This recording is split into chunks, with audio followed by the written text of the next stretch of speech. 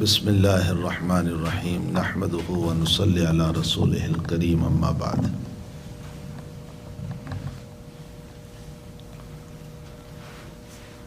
دل میں خیال آیا کہ 10ویں محرم کے سلسلے میں 2-3 باتیں ذکر کر دوں۔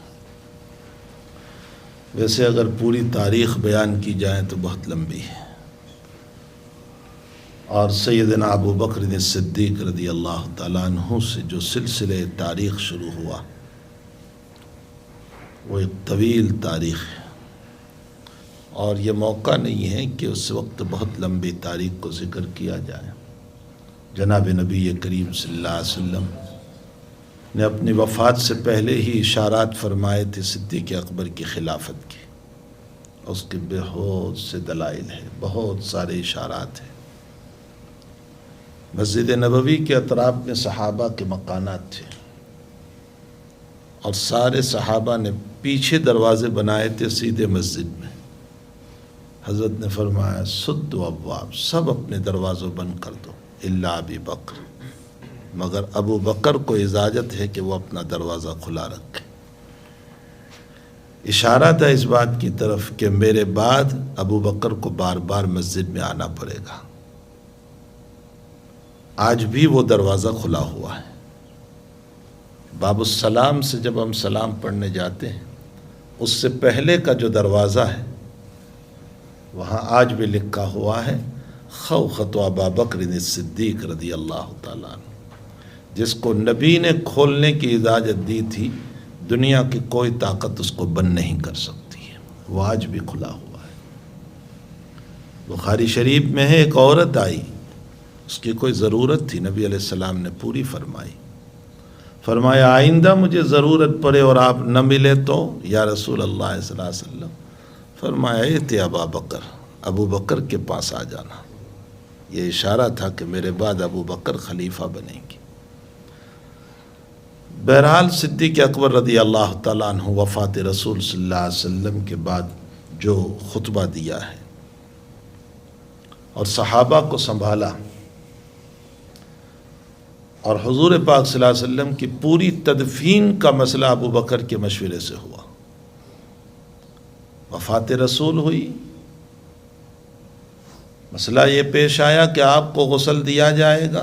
صدیق اکبر نے فرمایا ہاں غسل دیا جائے گا۔ کیسے غسل دیا جائے گا؟ آپ کو اپنے کپڑوں ہی میں غسل دیا جائے گا، آپ کے کپڑے مبارک نہیں اتارے جائیں گے۔ اب مسئلہ آیا قبر کیسی بنائی جائے؟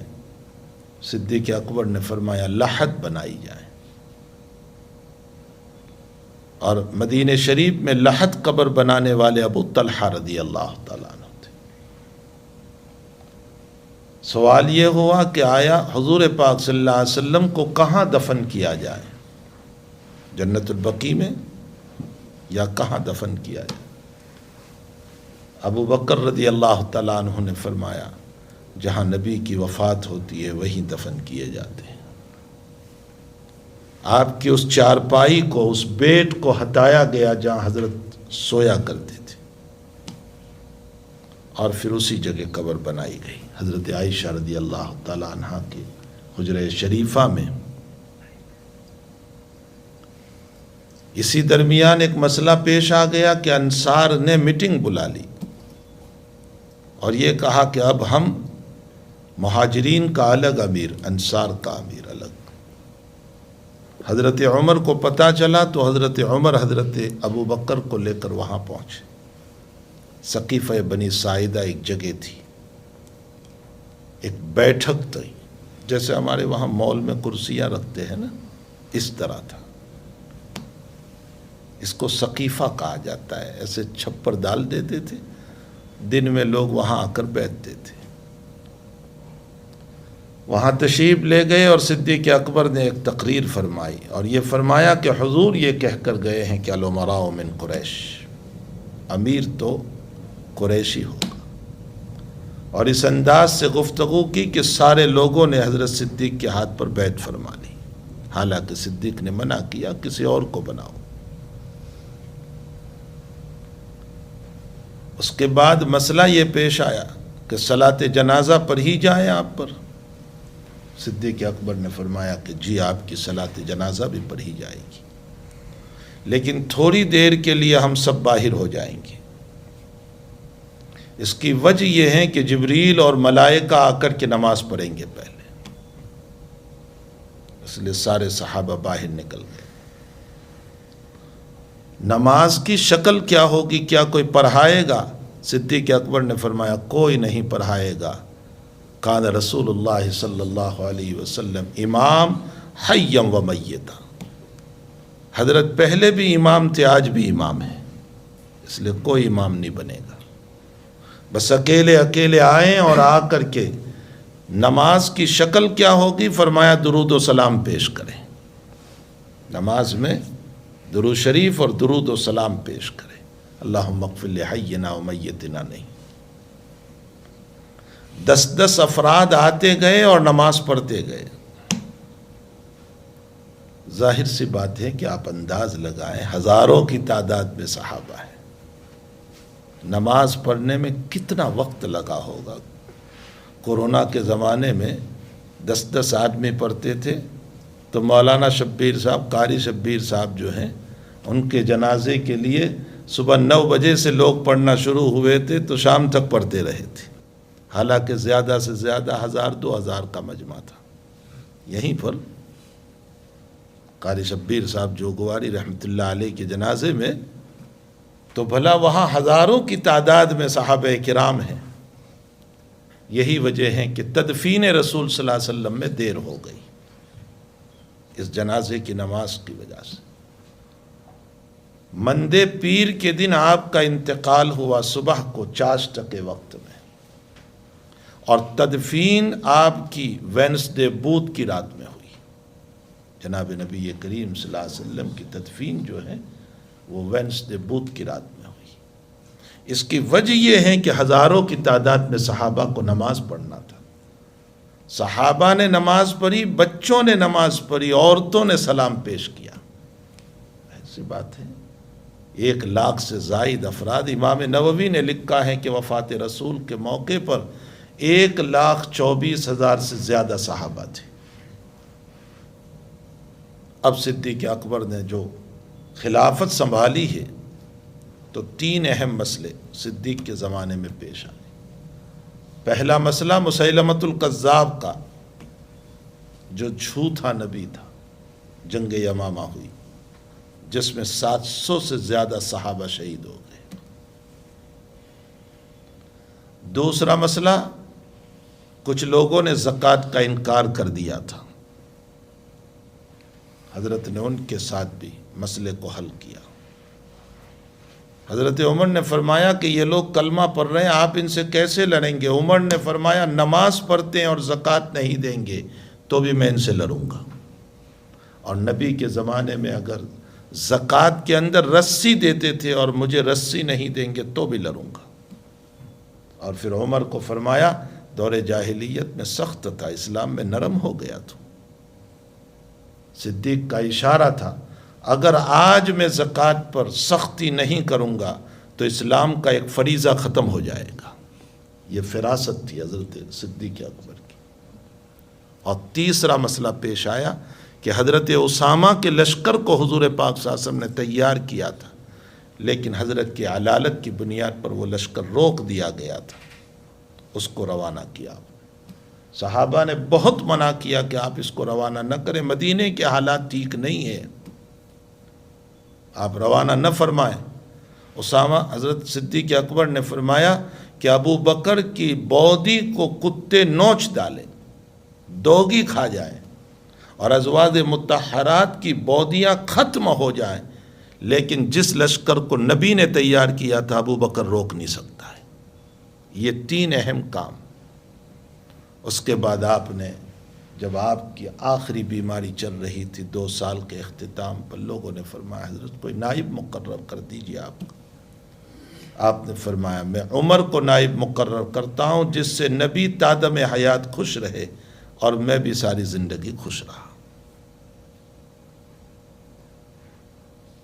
حضرت عمر رضی اللہ تعالیٰ عنہ کی خلافت 10 سال کے قریب رہی، جس میں اسلام بہت دور تک پھیلا، اور عمر کی شان و شوکت اللہ اکبر.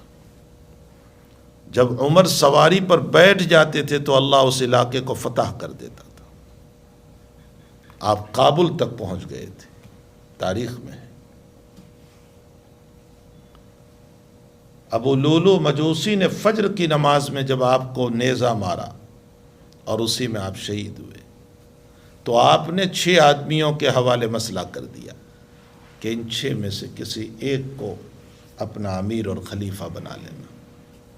عبد الرحمن ابن عوف، عثمان، علی، سعد بن ابی وقاص، زبیر، ان 6 آدمیوں کے حوالے کر دیا.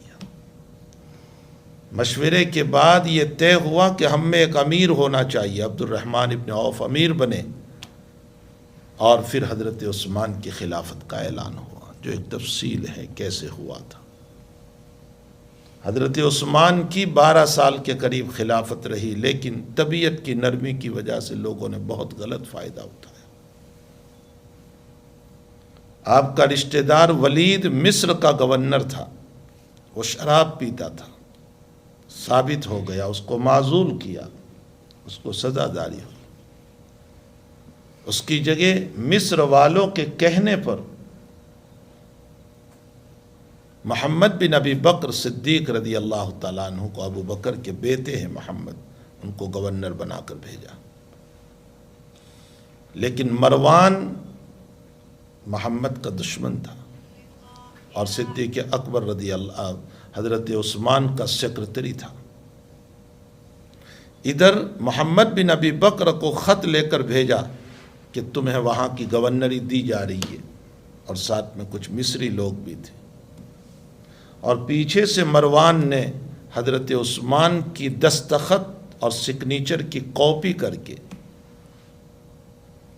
اور حکومت کا اسٹیمپ لگا کر کے ایک خط پیچھے سے روانہ کیا کہ محمد بن ابی بکر آ رہا ہے، جب آ جائے تو اسے قتل کر دینا. یہ خط راستے میں پکڑا گیا، جس کی وجہ سے محمد بن ابی بکر حضرت عثمان کے دشمن بنے اور مصری لوگ بھی دشمن بنے، جبکہ عثمان جانتے بھی نہیں تھے اس مسئلے کو. نتیجہ یہ ہوا کہ 40 دن تک آپ کے گھر کا محاصرہ رہا اور آپ پر پانی بند کر دیا، کھانا بند کر دیا، مسجد نبوی میں نماز نہیں پڑھنے دیا آپ کو. اور مصری لوگ نماز پڑھاتے تھے جو باغی تھے. آپ نے اخیر دنوں میں اپنے مکان کی ٹیریس پر چڑھ کر کے تقریر بھی فرمائی کہ تمہیں معلوم ہونا چاہیے کہ مدینے میں یہودی کا کنواں تھا، مسلمانوں کو پانی نہیں ملتا تھا. حضرت نے فرمایا تھا کون ہے جو اس کنویں کو خرید کر وقف کرے؟ وہ میں نے وقف کیا تھا. آج تم اسی کے پانی سے مجھے پیاسا مار رہے ہو. تم مسجد نبوی کی نماز سے مجھے محروم کر رہے ہو، لیکن کسی نے کچھ نہیں سنا. بالآخر آپ پر حملہ ہوا. مکان کے پیچھے کے حصے سے آپ قرآن شریف تلاوت فرما رہے تھے. آج بھی وہ قرآن استنبول کے میوزیم میں موجود ہے جس پر آپ کا خون پڑا ہوا ہے. سب سے پہلے آپ کے سینے پر ہاتھ اٹھانے والے محمد بن ابی بکر ہیں، لیکن حضرت عثمان نے فرمایا کہ بیٹے تیرا باپ ہوتا تو تجھے یہ نہ کرنے دیتا. بس ابو بکر کا نام آ گیا، محمد ہٹ گئے وہاں سے. لیکن پھر مصریوں نے جو کرنا تھا کیا. بالآخر عثمان کی شہادت ہوئی، اور شہادت اس عالم میں ہوئی کہ ان کو جنت البقیع میں جب دفن کیا گیا ہے تو سوائے 8-10 افراد کے کوئی نہیں تھا. کسی کو جانے کی اجازت نہیں تھی. اسی لیے آپ دیکھیں کہ جنت البقیع میں ان کی تدفین نہیں ہوئی تھی، جنت البقیع سے باہر ہوئی تھی. وہ تو اب چونکہ جنت البقیع وسیع کیا اس لیے وہ قبر اندر آ گئی، ورنہ حضرت عثمان کو جنت البقیع میں دفن نہیں ہونے دیا تھا.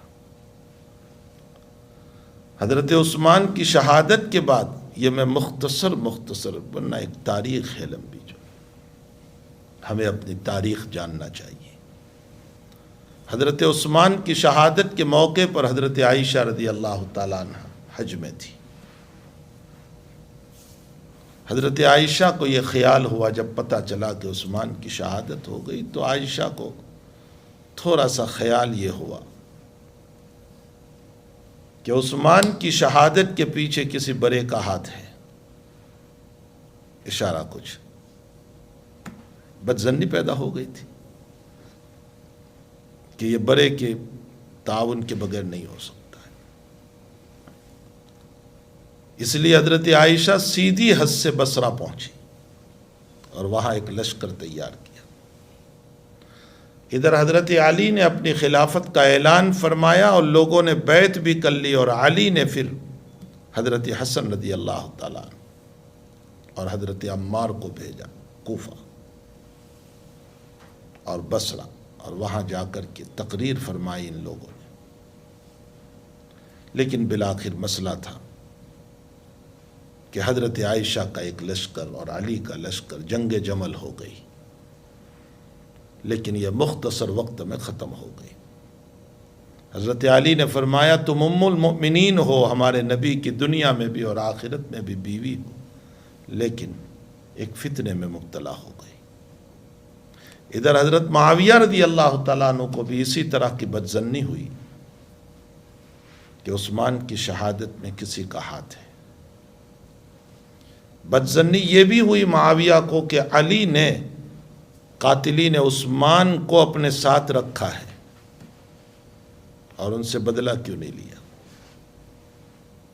اسی پر معاویہ رضی اللہ تعالیٰ عنہ نے اپنا لشکر تیار کیا، اور ادھر حضرت علی کا لشکر جس کے نتیجے میں جنگ صفین ہوئی، مقام صفین کے اوپر، جس میں ہزاروں کی تعداد میں صحابہ شہید ہو گئے، بڑے بڑے صحابہ شہید ہو گئے۔ زبیر ابن عوام شہید ہو گئے اور حضرت عمار شہید ہو گئے۔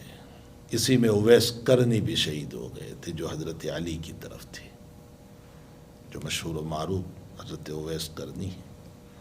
اور اویس کرنی کی ایک بات یاد آئی کہ حضرت عمر رضی اللہ تعالیٰ عنہ کو حضور نے فرمایا تھا، مسلم شریف میں ہے، کہ یمن میں مراد قبیلہ ہے اور اس کے ضمن میں ایک چھوٹا سا قبیلہ ہے قرن، اس میں ایک اویس نامی انسان ہے، اویس ابن عامر، اگر اس سے ملاقات ہو تو ان سے دعائیں کرانا، اپنی مغفرت کی دعا۔ عمر ہر سال پوچھتے تھے۔ ایک سال ایک آدمی کو پوچھا جو اویس کا چچا زاد بھائی تھا اور وہ مالدار تھا، مسلم میں ہے، عمر نے اسی سے پوچھ لیا۔ اس نے کہا وہ تو بیکار آدمی ہے، وہ ایسے ہی غریب آدمی۔ یعنی اس کے دل میں یہ خیال آیا کہ امیر المؤمنین اور اویس کا پوچھ رہے،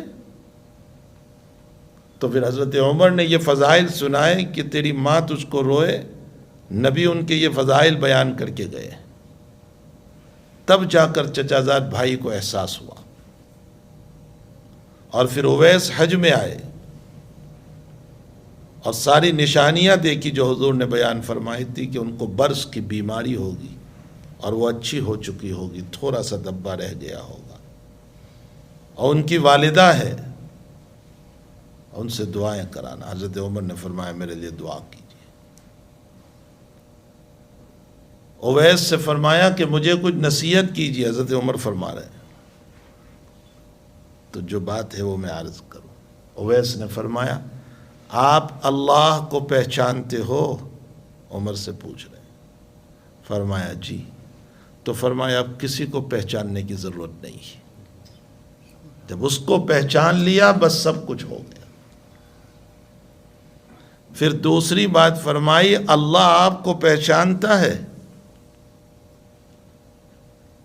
فرمایا جی اللہ مجھے پہچانتا ہے۔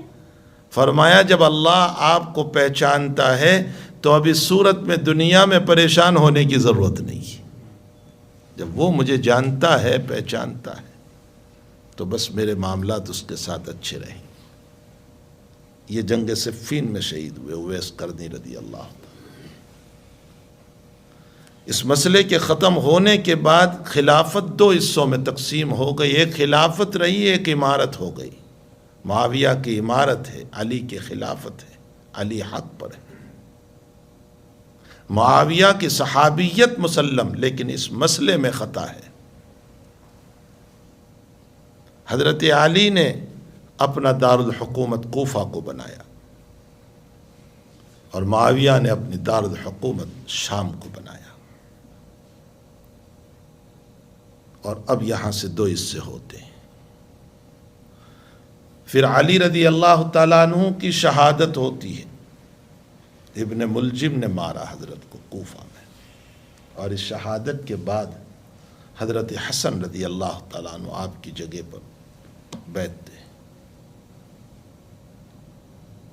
مسئلہ آگے بڑھ رہا ہے تو حضرت معاویہ کے کچھ آدمی جو ہیں وہ حضرت معاویہ کو اٹھا رہے ہیں کہ اب علی تو چلے گئے، حسن سے حکومت چھینو، کیسے قتال ہو جائے۔ قتال کے لیے پھر لشکر کی تیاریاں ہوئی اور ہزاروں کی تعداد میں صحابہ اور تابعین ہیں دونوں طرف۔ اس درمیان حضرت حسن مجتبی، حضرت حسن رضی اللہ تعالیٰ عنہ نے فرمایا کہ صحابہ کو میرے پاس بلاؤ جو نبی سے بات سنی ہے۔ ان کو بلایا اور فرمایا کیا تم نے میرے نانا سے یہ بات نہیں سنی کہ حسن سید اہل الجنہ، جنت کے جوانوں کا سردار ہے، اور میرے اس نواسے سے اللہ امت میں صلح کرائے گا، فئتین عظیمتین، بڑی دو جماعت۔ تو صحابہ نے فرمایا کہ جی ہاں ہم نے سنا ہے۔ فرمایا میں صلح کے لیے تیار ہوں، مسلمانوں کے خون کو بچانا چاہتا ہوں۔ ادھر معاویہ رضی اللہ تعالیٰ عنہ بڑے حلیم، بڑے بردبار، بڑے تدبر والے، آپ نے فرمایا کہ لوگ بہت لڑ کر تھک چکے ہیں، میں مصالحت چاہتا ہوں۔ آپ نے ایک کاغذ لیا اور نیچے اپنا سگنیچر کیا اور اپنا اسٹیمپ لگایا، اور دو قریشیوں کو بھیجا اور کہا جاؤ حسن سے یہ رکھ دو اور کہو جو شرائط لکھو گے مجھے منظور ہے۔ حضرت حسن رضی اللہ تعالیٰ عنہ نے کچھ شرائط لکھ کر کے صلح فرما دی، اور حسن دستبردار ہو گئے۔ اس کے بعد حضرت حسن رضی اللہ تعالیٰ عنہ کو زہر دیا گیا جس میں آپ کی شہادت ہو گئی۔ ادھر معاویہ نے لوگوں کے کہنے کی وجہ سے یہ سوچا کہ آپ کی موجودگی میں بیعت لے لی جائے آپ کے بیٹے کی، یزید کی۔ حضرت معاویہ رضی اللہ تعالیٰ عنہ نے یزید کے لیے بیعت لی۔ اس وقت کچھ صحابہ نے انکار کر دیا، اس میں عبداللہ ابن عمر بھی تھے، عبداللہ ابن عباس بھی تھے، عبداللہ ابن زبیر بھی تھے، حضرت حسین بھی تھے، انہوں نے منع کر دیا۔ معاویہ کی وفات ہوئی اور یزید قابض ہوا۔ عبداللہ ابن زبیر رضی اللہ تعالیٰ عنہ مکے چلے گئے۔ عبداللہ ابن عمر رضی اللہ تعالیٰ عنہ نے فرمایا کہ میں اس مسئلے پر غور کروں گا۔ عبداللہ ابن عباس رضی اللہ تعالیٰ عنہما بھی مکے چلے گئے۔ اب یزید کی طرف سے بائی فورس یہ کہا، چونکہ اس کی دارالحکومت تو شام میں تھی معاویہ کی جگہ پر، مکے کے گورنر کو پیغام بھیجا گیا کہ کسی طرح ان سے بیعت لو۔ اس وقت اہل کوفہ، چونکہ حضرت علی رضی اللہ تعالیٰ عنہ، حسن وغیرہ کوفہ ہی میں تھے، اہل کوفہ نے بے شمار خطوط حسین کو لکھے کہ آپ کوفہ آ جائیں، ہم آپ کا بڑا اکرام کریں گے۔ حضرت حسین رضی اللہ تعالیٰ عنہ نے کوفہ جانے کا ارادہ فرمایا۔ بڑے صحابہ نے منع بھی کیا، عبداللہ ابن عباس نے بھی آپ کو منع کیا، عبداللہ ابن عمر نے بھی منع کیا کہ آپ نہ جائیں، مدینہ محترم جگہ ہیں، آپ یہیں رہیں، اس لیے کہ آپ نبی رسول اللہ صلی اللہ علیہ وسلم ہیں، آپ نہ جائیں۔ لیکن چونکہ حسین مجتبی رضی اللہ تعالیٰ عنہ خود بڑے عالم، بڑے متحد، بڑے فقیہ، بڑے زاہد، بڑے عابد تھے، آپ کا اپنا اتحاد ہوا کہ میں چلا جاؤں کوفہ۔ تو آپ اپنی فیملی کے ساتھ نکل پڑے، کوئی قتال مقصود نہیں تھا، اہل کوفہ کی دعوت پر آپ جا رہے تھے فیملی کے ساتھ، جو قریباً 70 یا 72 افراد تھے۔ لیکن یزید کا گورنر، جو کوفہ کا گورنر تھا، عبید اللہ بن زیاد، اس نے ادھر سے لشکر بھیجا اور دریائے فرات کے کنارے پر، فرات ایک ریور ہے بہت بڑی، اس کے کنارے پر میدان تھا کربلا، اور یہ راستہ تھا جانے کا جو آج عراق میں واقع ہے۔ یہاں ان لوگوں کو روک دیا گیا ایک بہت بڑے لشکر کی طرف سے۔ حضرت حسین رضی اللہ تعالیٰ عنہ نے اس سے 3 یا 4 مرتبہ کہا کہ مجھے چھوڑ دے، میرا راستہ چھوڑ دے، میں یزید سے مل لوں۔ لیکن عبید اللہ جانتا تھا کہ اگر یزید کو ملنے گئے تو یزید اپنی توپی ان کے پاؤں میں رکھ دے گا اور ان کے تابع ہو جائے گا، اور عبید اللہ نہیں چاہتا تھا کہ حضرت حسین رضی اللہ تعالیٰ عنہ کے سامنے یزید کی حکومت تابع ہو جائے۔ سب سے زیادہ دشمنی عبید اللہ کی تھی۔ نتیجہ یہ ہوا کہ واقعہ کربلا پیش آ گیا جس میں آپ کی شہادت ہو گئی۔ شیخ الاسلام ابن تیمیہ رحمۃ اللہ علیہ نے کتاب لکھی ہے منہاج سنت النبویہ للرد الرافضیہ والقدریہ، عجیب و غریب کتاب ہے یہ۔ اس کتاب میں حضرت حسین پر لکھتے ہیں ان حسین قتل مظلوما، یقیناً مظلوم شہید ہوئے، آپ پر انتہائی ظلم ہوا، آپ اپنی فیملی کے ساتھ جا رہے تھے، آپ کو لڑنا مقصود نہیں تھا۔ مسئلہ صرف اتنا تھا کہ یزید یہ کہتا تھا میں اسلامی قوانین مانتا ہوں لیکن لوگوں کے لیے، ہمارے لیے نہیں، ہم اسلامی قوانین سے دستبردار ہیں، ہم اس پر عمل نہیں کریں گے۔ اور حسین کہہ رہے تھے کہ شریعت سب کے لیے ہے، حکومت کے اوپر کے فرد سے نیچے تک، یہ ہے سب سے بڑی بات۔ لوگ اس مسئلے کو نہیں جانتے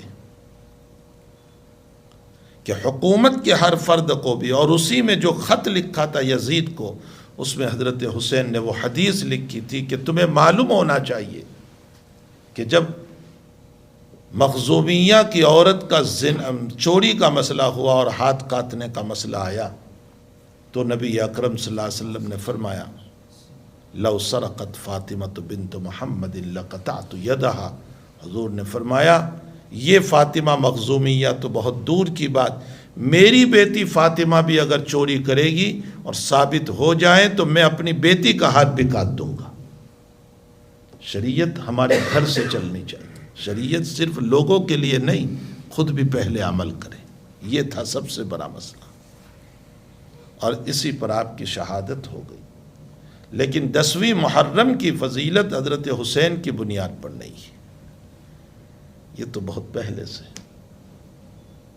اس لیے کہ 10ویں محرم کو اللہ نے فرعون کو سمندر میں ڈبو دیا تھا اور موسیٰ کو نجات دی تھی۔ مکی زندگی میں حضور پاک صلی اللہ علیہ وسلم نے مشرکین کو دیکھا کہ روزہ رکھتے ہیں، پوچھا کیوں روزہ رکھتے ہو؟ فرمایا یہود رکھتے ہیں۔ یہود سے پوچھا گیا تم کیوں روزہ رکھتے ہو؟ کہا ہمارے نبی کو نجات ملی تھی، موسیٰ کو، اس لیے ہم روزہ رکھتے ہیں۔ حضور نے فرمایا نحن احق بموسیٰ، ہم زیادہ حقدار ہیں اس دن روزہ رکھنے کے۔ اس لیے پہلے احناف کی تحقیق کے مطابق عاشوراء کا روزہ فرض تھا، یہ 10ویں محرم کا روزہ۔ پھر رمضان کا روزہ جب آ گیا تو عاشوراء کا روزہ مستحب ہو گیا، لیکن ہے ضرور یہ سنت ہے، اس روزے کو رکھنا چاہیے۔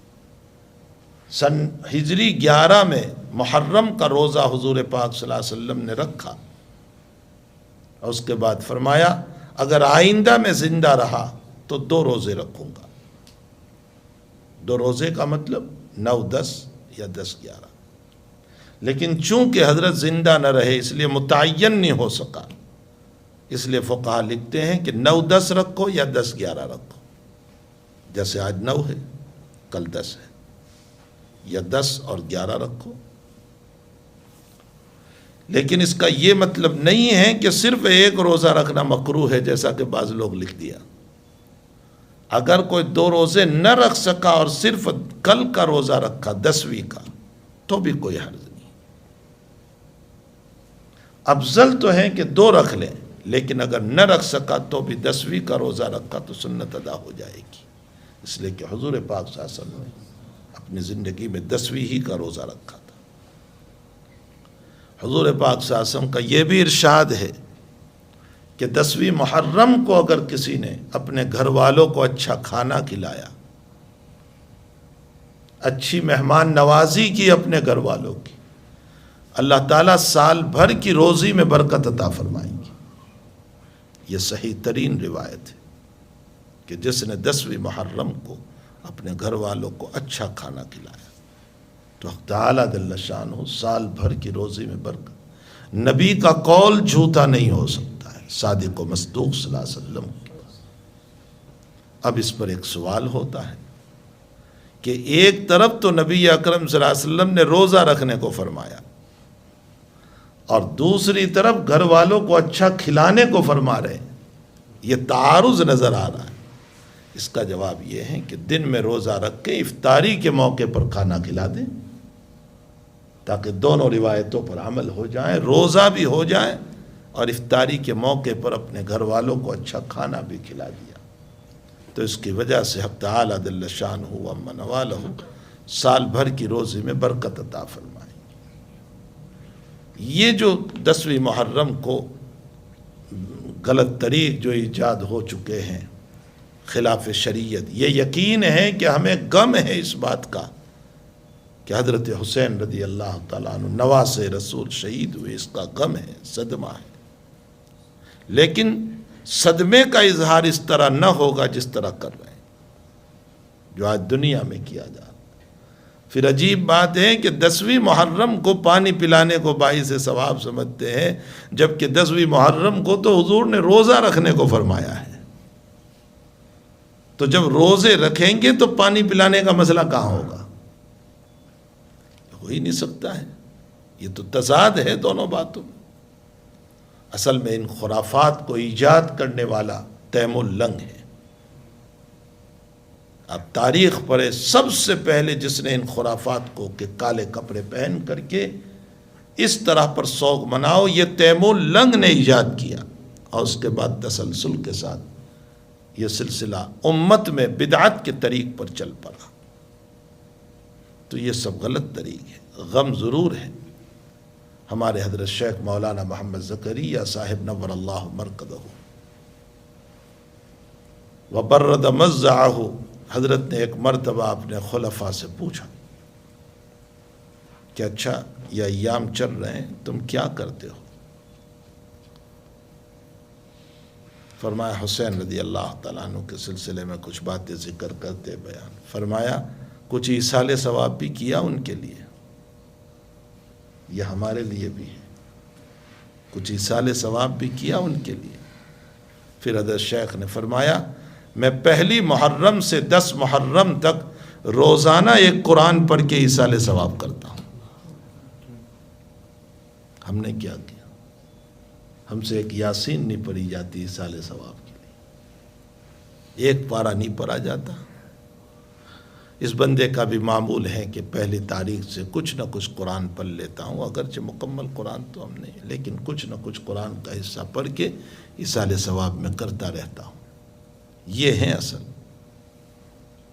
اگر غم ہے تو غم کا اظہار اس طرح ہوگا کہ ہم ان کے لیے ایصال ثواب کریں، نواسے رسول ہیں، ان کے نام پر صدقہ دیں، ان کے نام پر صدقہ دیں۔ اپنے والد کے نام پر، والدہ کے نام پر تو ہر ایک دیتا ہے، نواسے رسول کی مظلومیت بھی بیان کر رہے ہیں اور ان کے لیے ایصال ثواب بھی نہیں ہے، ان کے نام پر صدقہ دیں۔ اور اس کے ساتھ ساتھ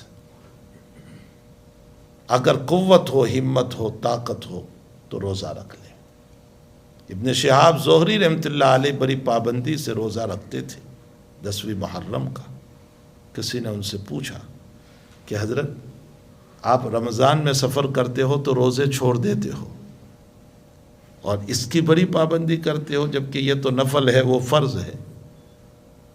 فرمایا اس کے بدلے میں اللہ نے کہا ایام معدودہ، دوسرے دنوں میں قضا ہو سکتی ہے، یہ نفل ضرور ہے لیکن یہ دن چلا گیا تو اس کی قضا کا کوئی مسئلہ نہیں ہے، اس کی فضیلت ختم ہو جائے گی، اس لیے میں اس کا اہتمام کرتا ہوں۔ اور جناب نبی کریم صلی اللہ علیہ وسلم نے فرمایا کہ جو عاشورہ کا روزہ رکھتا ہے اللہ تعالیٰ 1 سال کے گناہ معاف فرماتا ہے۔ یہ فضائل ہے، اللہ تعالیٰ ہم تمام کو ان باتوں پر عمل کی توفیق عطا فرمائے۔ وصلی اللہ علی النبی الکریم برحمتک یا ارحم الراحمین۔ سبحانک اللہ۔